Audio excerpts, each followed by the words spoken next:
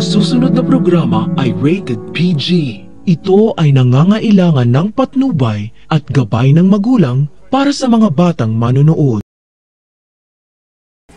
Hindi tinupad ni Dax ang usapan nila ni Moira na magpapakalayo na siya at hindi na kukontakin pa si Moira matapos siyang bigyan ng malaking halaga ng pera ni Moira.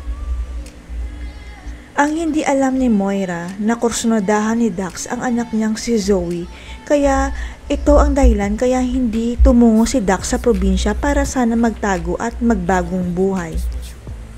Pero biglang lumiit ang mundo ni Dax nang banggain niya sa likod ang sasakyan ni Eric, kaya pumunta sila sa presinto para aregluhin ang na-damage niya sa sasakyan ni Eric. Sa kasamaang palad, walang pera si Dax pambayad sa na-damage niya sa kotse, kaya tinawagan niya si Moira para humingi sana ng tulong, kaya lang hindi na ito pumayag.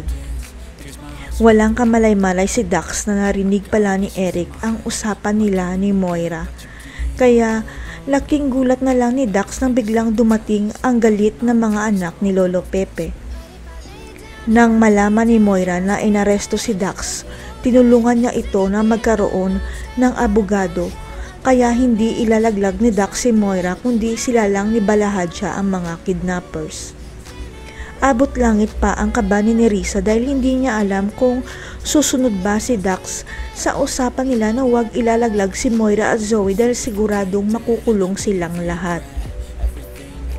Ang hindi alam ni Nerissa, may kapalit ang pananahimik ni Dax dahil ginamit ni Moira si Zoe para wag lang sila ilaglag nito dahil alam ni Moira na may gusto si Dax kay Zoe.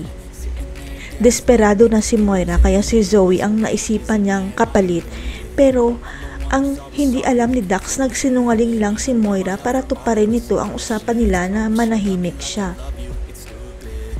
Pero malalaman ni Dax na niloloko lang pala siya ni Moira at hindi totoo na makukuha niya ang contact number ni Zoe, kaya handa na siyang magsalita sa harap ni RJ at Giselle. Abot langit ang kaba ni Zoe dahil sumama rin siya sa daddy niya sa presinto para makaharap si Dax, pero biglang tumigil ang mundo ng lahat na iba pala ang sasabihin ni Dax.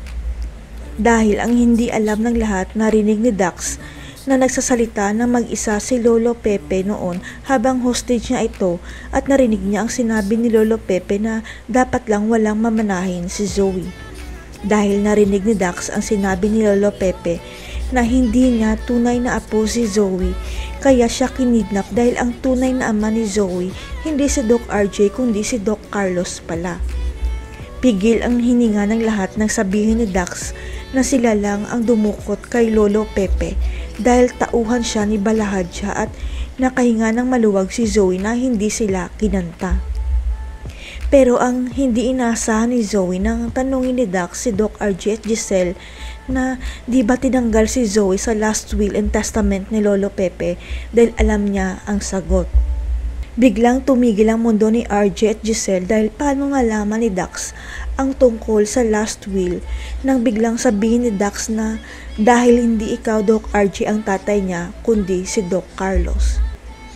Mapipilitan kaya sumama si Zoe kay Dax dahil siya ang kapalit sa pananahimik nito? Maniwala na kaya si Doc RJ na hindi niya tunay na kadugo si Zoe kundi si Annalyn lang? Abangan.